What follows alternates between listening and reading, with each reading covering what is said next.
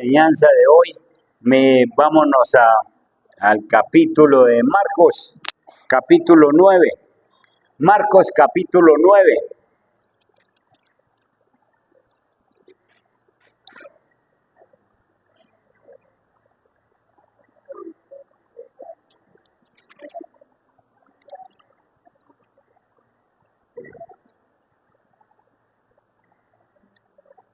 Verso 2. Bueno, leamos desde el verso 1, 9:1. Leamos desde el verso 9:1 para que nos entonemos. Eso dice, bajemos al verso 1. Listo. Dice la palabra de Dios.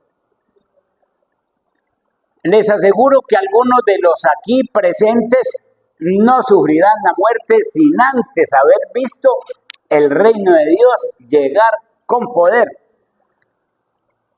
Esta versión, la Reina Valera, dice: también les digo, de cierto os digo que hay algunos de los que están aquí que no gustarán la muerte hasta que hayan visto el reino de Dios venido con poder. ¿Qué querrá decir el versículo? Que algunos de los que están aquí no gustarán la muerte hasta que hayan visto el reino de Dios venir con poder. Sí. Y entonces algunos de esos, ¿a cuáles se referirá que algunos de ustedes? Algunos de los aquí presentes. Bien, sigamos. 6 días después de que dijo esto. 6 días después de que dijo esto, tomó consigo a Pedro, a Jacobo y a Juan, y los llevó a una montaña alta donde estaban solos. Allí se transfiguró en su presencia, en la presencia de ellos.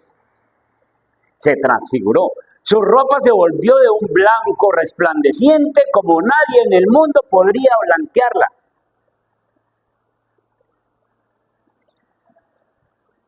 Y se les aparecieron Elías y Moisés, los cuales conversaban con Jesús.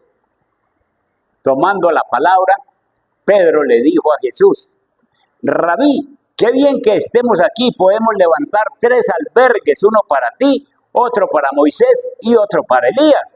No sabía qué decir porque todos estaban asustados. Entonces apareció una nube que los envolvió, de la cual salió una voz que dijo: este es mi Hijo amado, escúchenlo. De repente, cuando miraron a su alrededor, ya no vieron a nadie más que a Jesús. Mientras bajaban de la montaña, Jesús les ordenó que no contaran a nadie lo que habían visto hasta que el Hijo del Hombre se levantara de entre los muertos. Hasta ahí. Qué pasaje como tan extraño, ¿no? El reino de Dios viniendo con poder. ¿Se dan cuenta cómo se enlaza la Biblia? Que el Señor no está refiriendo a nosotros, sino que les iba a mostrar un anticipo de la segunda venida, un anticipo de cómo Él era en la segunda venida, iba a ser en la segunda venida, y se los muestra a tres, y les mostró cómo iba a ser la segunda venida del Señor. ¿Y qué tenían que aprender de esa segunda venida del Señor? Y entonces Jesús se transfigura delante de sus 3 discípulos. Entonces, toma a Pedro, toma a Jacobo y toma a Juan y los lleva aparte solos a un monte y se transfiguró delante de ellos. La gran mayoría de las personas piensan que Jesús tomó a estos 3, que también los tomó en otras ocasiones, como en Getsemaní, y se los llevó porque eran como los favoritos especiales de Jesús. Pero estudiando teología y uno analizando el carácter de estos discípulos, a uno lo llamaban los hijos del trueno, que eran Jacobo y Juan. Y al otro, pues no era frutica fácil de digerir, ¿cierto? Pedro. Y entonces los teólogos afirman que estos tres eran los que más comúnmente se metían en problemas, así que Jesús los quería mantener cerquita para poderlos vigilar. Entonces no eran porque eran los preferidos, no porque eran los más necios. ¿Sí?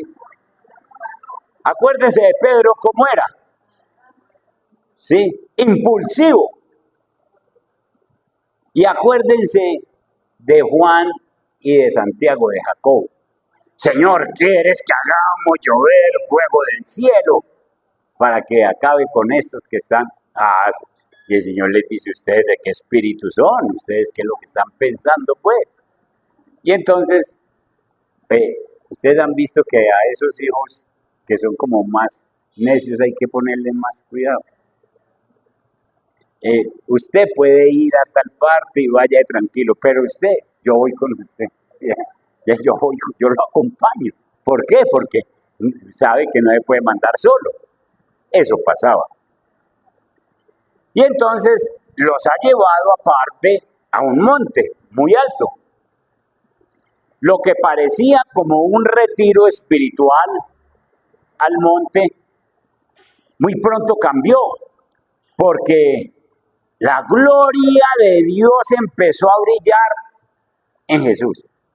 No fue que la gloria de Dios vino sobre él, sino que salió de adentro de lo que él es. Él es Dios.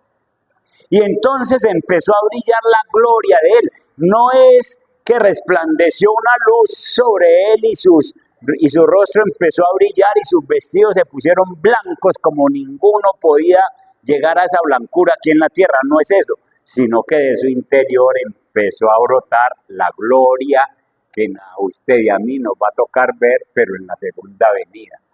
Por eso esto se llama un anticipo de la segunda venida, porque a estos tres hombres les tocó presenciar, ver cómo va a ser Jesús en su segunda venida.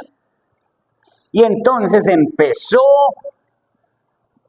y se fue transformando justo delante de los ojos de los discípulos y se transfiguró delante de ellos. La versión de Mateo dice que Jesús resplandeció como el sol. Era totalmente brillante como el sol. Y Mateo y Marcos utilizaron la palabra transfigurarse, para describir lo que sucedió. Es decir, que en ese corto tiempo tomó una apariencia que nunca se había conocido en la tierra, y esa apariencia era la de un rey, la del Dios todopoderoso, la del Dios soberano, y se veía la gloria de Dios y ya no parecía un hombre, sino Dios. Salió de dentro de él la tenía dentro y la mostró. Se transfiguró delante de ellos. Marcos hizo su mejor esfuerzo para decir que entonces se cambió su rostro, sus vestidos se pusieron blancos, como nadie ha visto esa blancura en la tierra. Si nosotros no ponemos cuidado, podríamos pensar que la transfiguración es simplemente, como dije ahora, una luz resplandeciente que vino y lo bañó. Porque eso podíamos pensar cuando leemos los versículos. Pero de una vez se aprenden esto. No vino una luz y lo bañó, sino que salió de él. Él la tenía. Él es Dios. Y es lo que a nosotros nos va a tocar ver.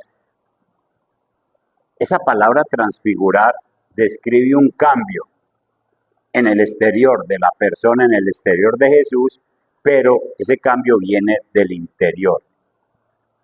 Del interior. Es lo contrario de cuando uno se pone un antifaz o una máscara.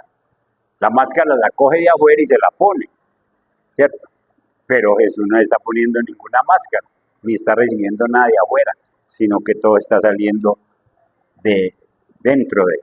Se transfiguró delante de ellos, es decir, en la presencia de ellos. Y es que el Señor les acaba de decir en el verso 31 del capítulo 8, vayan conmigo al capítulo 8, ahí atrásito, y leamos el verso 31. Y el verso 31 dice que Jesús comenzó a enseñarles. ¿Qué les enseñaba? Que le era necesario al Hijo del Hombre padecer mucho y ser desechado por los ancianos, por los principales sacerdotes y por los escribas, y ser muerto y resucitar después de 3 días. Ahí está. Que el Hijo del Hombre tiene que sufrir muchas cosas y ser rechazado por los ancianos. Le está enseñando a los discípulos. Imagínense, los 12 están ahí y el Señor les dice: el Hijo del Hombre, yo tengo que sufrir muchas cosas, tengo que ser rechazado por los ancianos, por los jefes de los sacerdotes y por los maestros de la ley. Es necesario que me maten y que yo resucite. ¿Cómo reciben la noticia los 12? ¿Cómo? Ellos están tristes. Ellos están, pero ¿cómo se lo van a matar? Pero no ha predicado siempre que es Dios.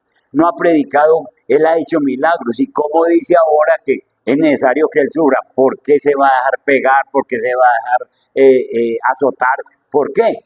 Y es por eso que entonces el Señor los lleva al monte solos para que vean que lo que les va a decir no los tiene por qué desanimar, sino que cuando están viendo a Jesús transfigurado, dicen: Él tiene el control sobre eso que le va a venir. Él es Dios. Y no importa que lo golpeen, no importa que le pongan la corona de espinas, no importa que lo crucifiquen, no importa que los sacerdotes lo humillen, no importa lo que pasa, Él es Dios. Y por eso Dios les muestra allá en el monte que Él es Dios y que ellos deben tener ánimo y esperanza y gozo en que les está mostrando cómo va a ser Él en su gloria. Y entonces, por eso es que los lleva, precisamente porque para ellos podían perder la confianza en un Jesús que ahora lo cogen y lo aporrean y Él no hace nada. Y entonces los discípulos pueden perder la confianza. Es por eso que Él los lleva al monte y les muestra lo que Él realmente es. Lo que Él realmente es, para que ellos cojan ánimos. Pero estando en el monte, aparecen 2 personajes que son: ¿quién es Elías y quién es Moisés? ¿Qué hace Elías en el Antiguo Testamento? Hizo llover fuego del cielo, es decir, él es un profeta, tal vez el profeta más que más cosas hizo en el Antiguo Testamento. Es un gran profeta de Dios. ¿Y quién es Moisés? Moisés es el que lleva la ley, es el que recibe la ley y enseña la ley y dirige al pueblo. ¿Cómo murió Moisés y cómo murió Elías? Elías no murió, sino que fue. ¿Y cómo murió Moisés? En el monte Nebo, ¿qué pasó? Y el Señor lo enterró. Y ahora sí aparecen Elías y Moisés delante de Jacobo, de Juan y de Pedro. Y entonces, ¿qué pueden aprender ellos 3 viendo a 2 muertos de años atrás, viéndolos vivos? ¿Qué pueden aprender? Díganlo pues. Que Dios es Dios de vivos y que los que le pasó a ellos les va a pasar también que nosotros también resucitaremos. Miren esa belleza. Están viendo dos personas que murieron. Uno murió 900 años atrás y el otro 1200 años atrás. Y ahora los ven vivos en el monte. Y entonces yo creo que Pedro se mira con Juan, se miran con Jacob. Ellos están muertos. Y nosotros los vemos vivos porque están conversando con Jesús. Quiere decir que nosotros también vamos a pasar a una vida eterna y vamos a tener esos cuerpos como los que tienen ellos y vamos a ser como ellos. No empieza una esperanza en ellos. Miren otra cosa que podemos coger del pasaje. La Biblia dice que cuando venga Cristo, entonces en la segunda venida, entonces los que estamos vivos seremos arrebatados en las nubes. Y los que están muertos resucitarán primero, dice la Biblia, ¿sí o no? Entonces seremos arrebatados en las nubes. Y entonces, al venir Elías, está diciendo que en el cielo hay dos tipos de personas, unos arrebatados como Elías y otros muertos como Moisés, y todos nos encontramos juntos.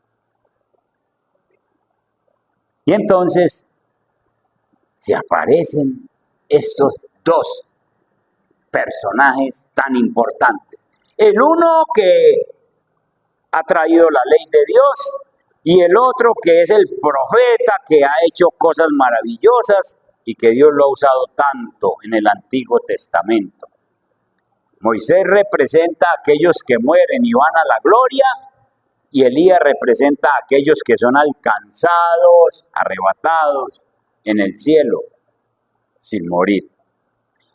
Uno representa la ley, Moisés, y el otro representa a los profetas. En resumen, entonces, es una experiencia hermosa, es una experiencia placentera, una experiencia que los llena de bendición.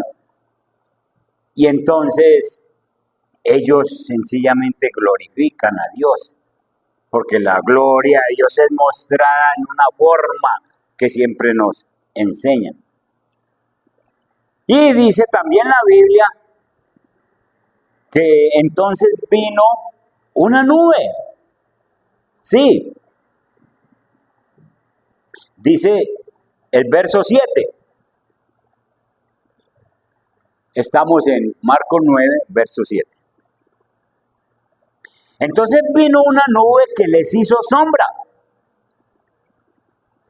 Y desde la nube una voz que decía: este es mi Hijo amado, a él oíd.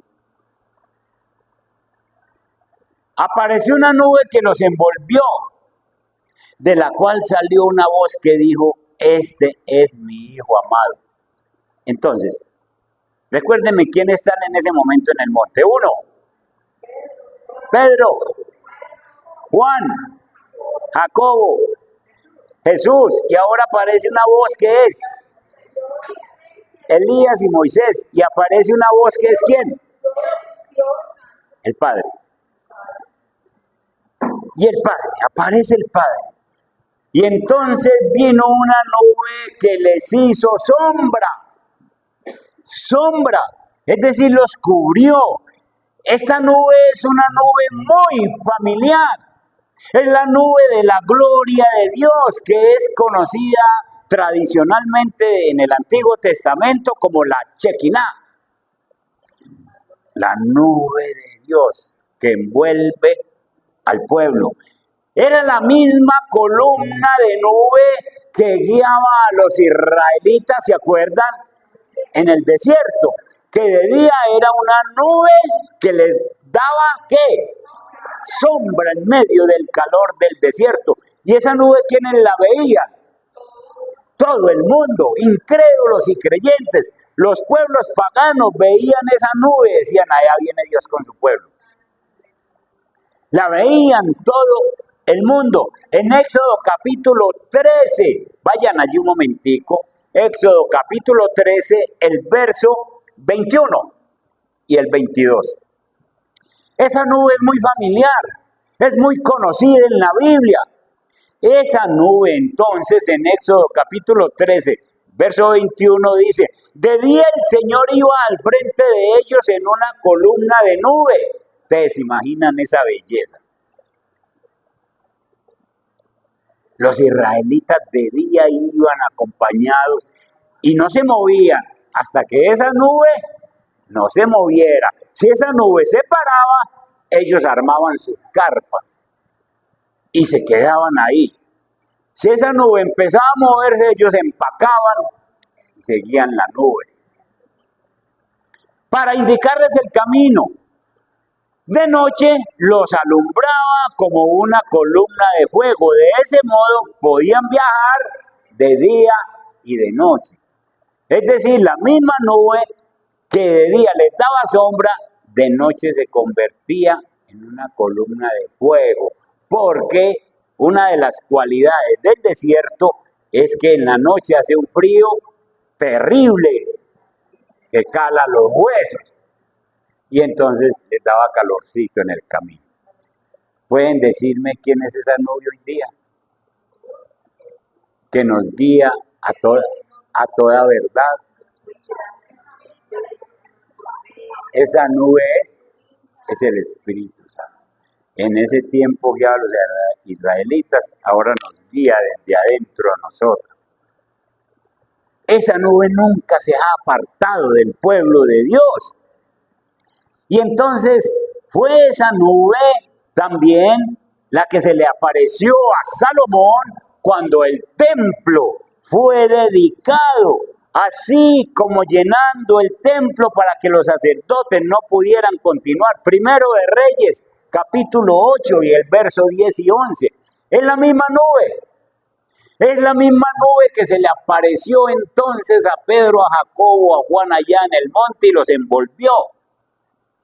Dice, cuando los sacerdotes se retiraron del lugar santo, la nube de Dios, llenó el templo del Señor. Y por causa de la nube, los sacerdotes no pudieron celebrar el culto, pues la gloria del Señor había llenado el templo. ¿Cómo será esa nube que dicen algunos estudiosos que cuando descendía sobre el templo, uno no veía a la persona que estaba a 1 metro de distancia? Porque esa nube estaba envolviendo todo y se sentía una paz, un gozo, una alegría, una cosa. Y era la nube del Señor que se había posado en el templo. Ahora, en este pasaje, está envolviendo a Moisés y Elías, que están en el otro mundo. A Jesús, que se ha transfigurado. A Juan, a Pedro y a Jacobo. Cuando Dios habló, esa nube los envolvió. Pero esa nube es la misma de Hechos 1:11, que lo predicamos hace 8 días.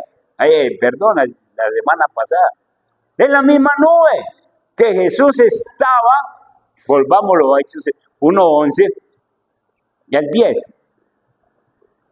Desde el verso 10 entonces. Ellos quedaron fijamente mirando al cielo mientras él se alejaba. De pronto se le acercaron 2 hombres vestidos de blanco que le dijeron, ¿qué hacen aquí mirando al cielo? Y ahí está en el 9 la nube.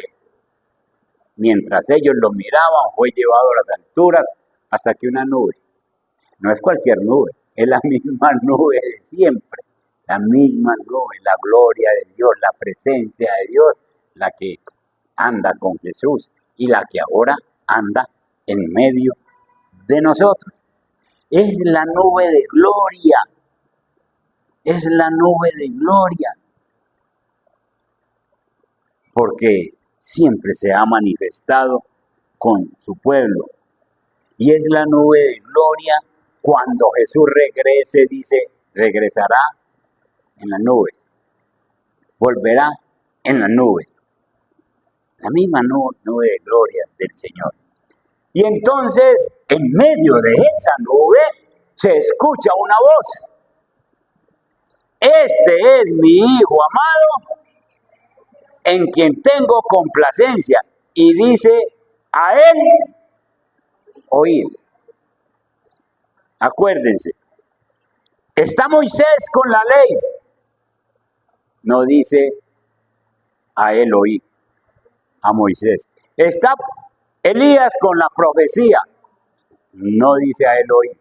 Pero está Jesús, el Hijo amado, y dice, a él hay que escuchar. A él hay que escuchar. ¿Para qué escuchar a Jesús? ¿Por qué no escuchar la ley? ¿Por qué no escuchar la profecía en esa época, en esta época? Porque Jesús trae la gracia. Porque Jesús trae la salvación. A él oír. Y para oír a Jesús es leyendo su palabra. Yo quiero escuchar a Dios como habla. Empiece a leer, mío. Es escuchando su palabra. Si usted realmente está obedeciendo al Padre, tiene que oír a Jesús. Porque Él es mi Hijo amado, en quien tengo complacencia. Y oír a Jesús es cumplir todo lo que Él me dice en la Biblia. Es leerlo y cumplir. Es necesario que nosotros aprendamos de estos discípulos que estuvieron en el monte. Ellos contemplaron la segunda venida del Señor, un anticipo. Ellos vieron a Jesús como Dios, como iba a ser en la segunda venida, como se va a presentar. Ya nosotros por predicaciones sabemos que en la segunda venida Él no viene a tratar ni a perdonar pecado. Él ya los perdonó. Él ya hace 2000 años subió a la cruz y todo el que lo acepte en su corazón y le diga perdone mis pecados, y Él ya le perdona los pecados. Si usted quiere vivir con sus pecados es cosa suya, pero Dios ya los perdonó y no es sino que usted se le arrime a la cruz, lo mire allá y le dice, Señor, estás ahí por mí y yo necesito que me perdones esta forma de pensar, esta falta de perdón, esta cosa que a mí me agobia, estos malos pensamientos, y usted es perdonado. Hay mucha gente, cristianos tercos, que viven agobiados, acosados por el pecado, porque no se atreven a confesarlo, o creen que es que los pecados son tan grandes que Jesús no los puede perdonar. Pues quiero decirles que no hay pecado, por grande que sea, que la sangre de Jesús no pueda perdonar. No es sino que usted lo confiese y Jesús se lo perdona. No hay nada que se le escape, que se salga de esa jurisdicción, de ese poder que tiene la sangre de Jesús. Y es necesario que usted viva como una persona perdonada para que pueda recibir todas esas bendiciones que se derivan de una persona entregada a Jesús. Ahí están entonces estos hombres, sencillamente contentos de ver la gloria de Dios. Han visto la gloria de Dios. Han visto cómo Jesús se va a presentar en la venida. Han visto ese poder. Ese poder es tal que, miren ustedes en el verso 5 del verso 9. Marcos 9, verso 5. Entonces Pedro dijo a Jesús, Maestro, bueno es para nosotros que estemos aquí. ¿Dónde aquí? En esta gloria.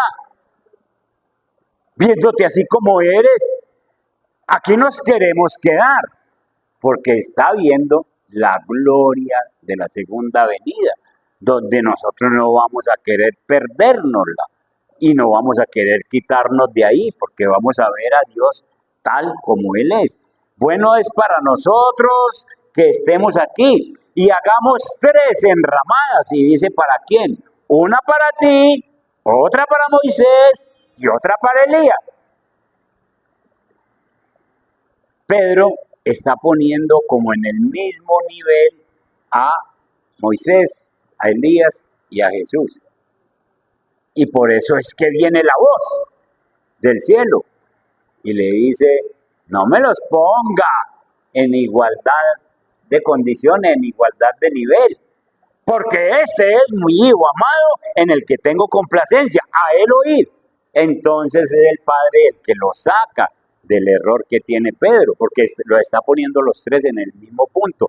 Nosotros llegaremos al cielo y somos hijos de Dios y nos vamos a encontrar con todas estas personas, pero nunca vamos a ser dioses, nunca vamos a estar al nivel de Dios. Dios sigue siendo Dios, sigue siendo eterno, sigue siendo poderoso, y nosotros llegaremos al cielo y somos eternos, pero seguimos siendo inferiores a Dios.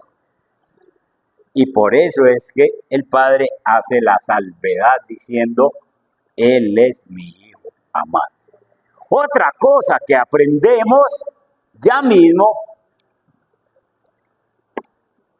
es que el pasaje nos muestra que nosotros en el cielo nos vamos a conocer. Para todos aquellos que todavía tienen esa duda, uno se va a conocer con las personas. Claro, Elías y Moisés se conocen. Claro, claro. Y están allá y se conocen ellos dos. ¿Sí? Y uno murió, con diferencia de años del otro, murió como con 300 años de diferencia. Y llegaron allá y se conocen. Ah, este es Elías. Ah, este es Moisés.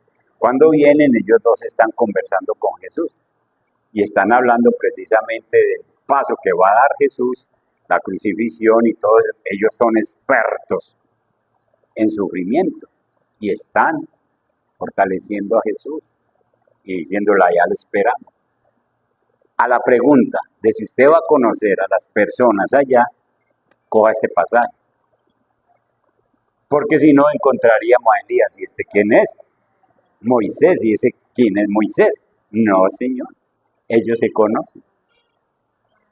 Y entonces queda resuelta la pregunta de ustedes.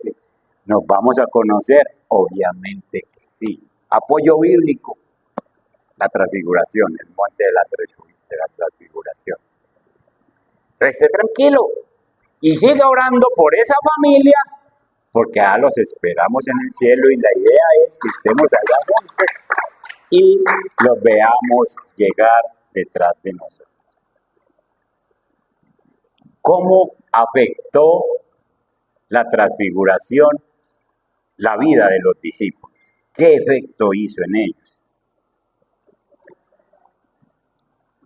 La primera reacción de los 3 discípulos, ¿cuál es la primera reacción? Quedémonos aquí, busquemos el pasaje de Mateo 17, pasaje paralelo. A ver qué nos dice Mateo. El 17, 4.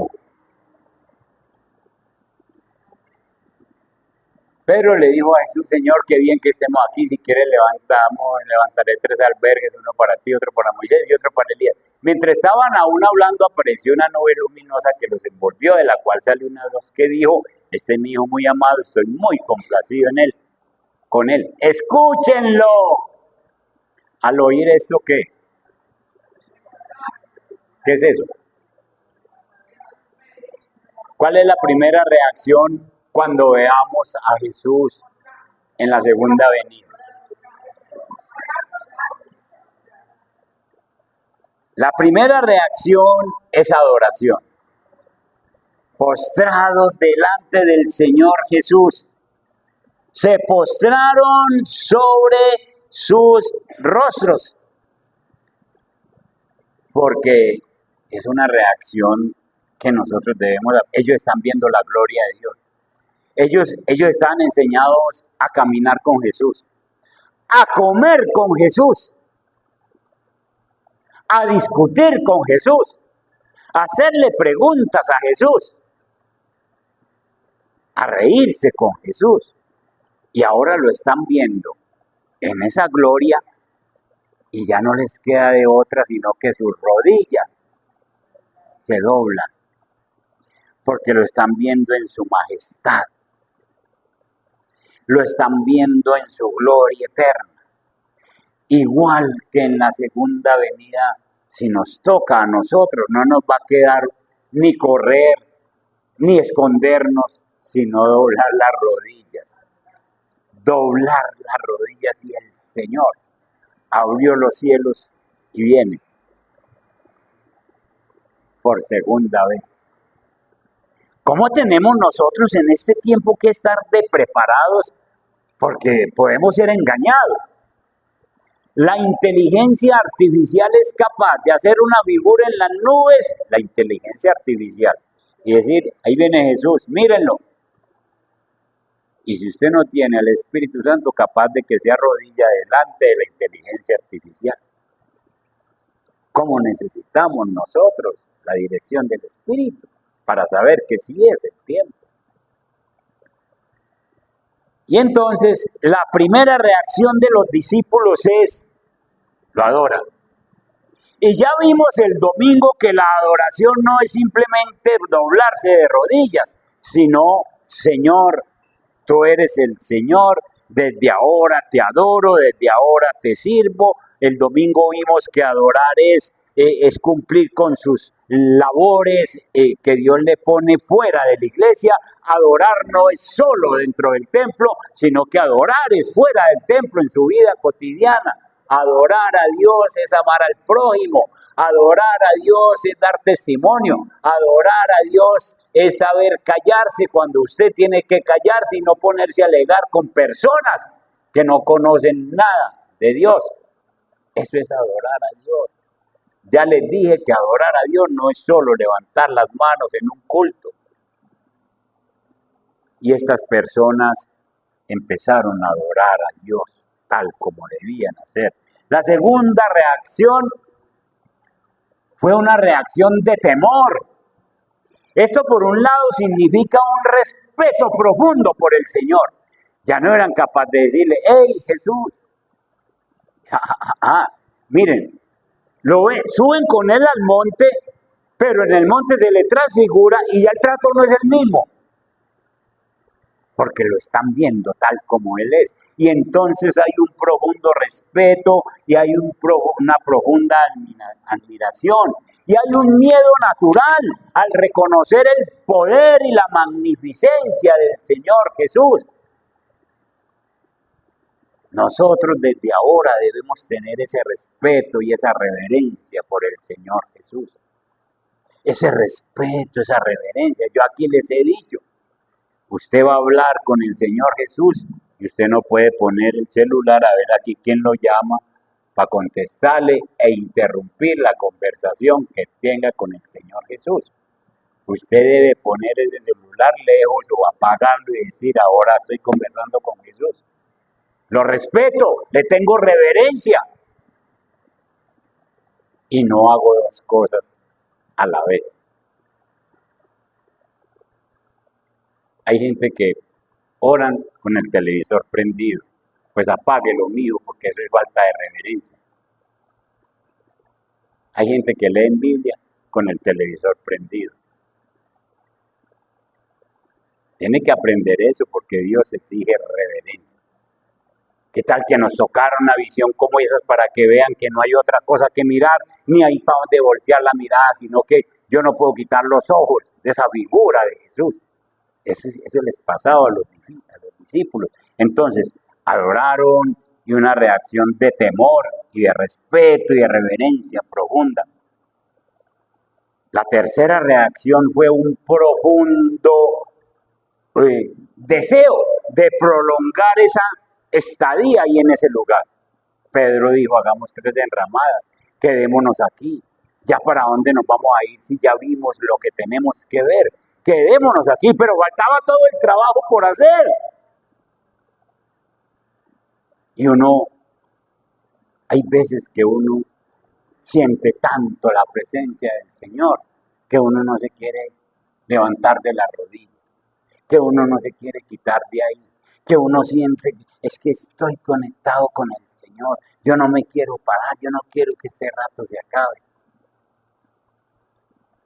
Es necesario que nosotros sintamos eso que sintieron estos discípulos, esa pasión de Pedro. Yo me quiero quedar, Señor, quedémonos aquí, quedémonos aquí. La cuarta convicción es un convencimiento interior de que Él es el Señor, de que realmente es Dios, de que realmente lo que ha prometido de que me perdonó en la cruz ya se hizo, de que realmente viene por segunda vez y viene por mí, eso está por venirse, eso es escatológico, está en el futuro, pero que así como ha cumplido lo anterior, cumple esta. La actitud de esos apóstoles fue que reconocieron la grandeza, la magnificencia del Señor por esa transfiguración. Nosotros también entonces deberíamos estar adorando al Señor. Nosotros, porque Él es digno de toda honra, nosotros también deberíamos adquirir desde ya un temor reverencial para no hacer nada que lo ofendamos a Él, que a Él no le agrada. Piense en cosas que no le agradan de lo que usted hace a Jesús y sencillamente decida, no hago más esto, no digo más esto, no me comporto más de esta manera, porque esto no le agrada a Jesús. Un temor reverencial. Nosotros también debíamos de estar haciendo todo lo que sea posible por estar todos los días más cerquita de Él. Señor, hoy conozco este capítulo y mañana voy a leer este y te voy a conocer más. Y mañana voy a leer este y te voy a conocer más. En la medida que leamos Biblia vamos conociendo más de Jesús y eso es estar cerca de Él. Si usted hace un devocional diario por la mañana, usted ya tiene cómo vivir, porque porque usted ya recibió una palabra, una dirección del Espíritu Santo en un devocional que usted haga y entonces usted ya tiene el día para vivir y hasta tiene que enseñar ese día. Yo les podía preguntar a ustedes, ¿qué leíste esta mañana? ¿Qué capítulo leíste? ¿Qué porción de la Biblia leíste? Y ojalá que todos pudieran responder ahí mismo, yo voy en tal capítulo y leí tal pasaje. Y no quiero hacerlo. Dejémoslo ahí. Sí creo, pero dejémoslo ahí. Y entonces, pero todos los días debemos hacer algo por estar más cerquita. Qué bueno que tuviéramos esa pasión de Pedro, porque Pedro era un apasionado. Y esta pasión que él tiene es buena. Señor, quedémonos aquí. Señor, quedémonos. Es que esta cosa que yo estoy viendo, esta presencia suya. Y nosotros también deberíamos reconocer que en nuestro Salvador están todos los atributos divinos y que Él tiene todo el derecho sobre nosotros. Y por eso es que ha dejado escrito el apóstol Pablo que delante de Él se dobla toda rodilla. Porque el día, escuchen, los que ya lo recibimos, no tenemos problemas en que nuestra rodilla se doble. Pero aquellos ateitos, aquellos que dicen que Dios no existe, aquellos que dicen que yo puedo vivir sin Dios, el día que Él aparezca por segunda vez, toda rodilla se va a tener que doblar. y toda lengua va a tener que decir, Jesús es el Señor, para gloria de Dios Padre. Entonces, este es un anticipo que Dios les mostró de cómo va a ser su gloria. Ustedes ven que ninguno de los tres dijo, Jesús, deme la mano, no me puede tocar. Dios. Ninguno se atrevió a tocarlo. Antes se postraron. Ninguno se atrevió a hacer alguna cosa como irreverente. No, era Dios mismo. Y les dio ese anticipo. Y les dijo después, no cuenten de esto a nadie, porque sencillamente dejen que yo muera y resucite, para que no me estorben el trabajo. Además, no les van a creer que ustedes me vieron así. ¿Para qué van a decir? Si es que tampoco les van a creer. Y entonces por eso les dice que se callen. Nosotros estamos a punto de esa segunda venida. Es posible que nos toque en la tierra. Y si no nos tocara en la tierra, nos tocaría como a Moisés y a Elías. Verlo, sencillamente. Pero que nos toca, nos toca. Si nos toca en la tierra, una bendición. Si no, de todas maneras esperamos que nos toque salvos, como Moisés y Elías. Salvos con nuestra familia. Porque en esta tierra le servimos, porque en esta tierra le reverenciamos, porque en esta tierra le adoramos, porque en esta tierra nos permanecemos en Él, nos mantenemos con Él. Amén. Que Dios nos ayude, porque aquí nos muestra en este pasaje que lo cuentan los tres evangelios sinópticos que son Mateo, Marcos y Lucas, son los sinópticos. Nos muestra, los tres hablan del mismo pasaje, nos muestran un anticipo de la segunda venida del Señor. Ese es un anticipo que Dios nos dio.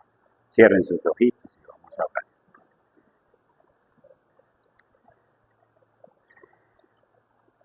Nuestro Padre que estás en los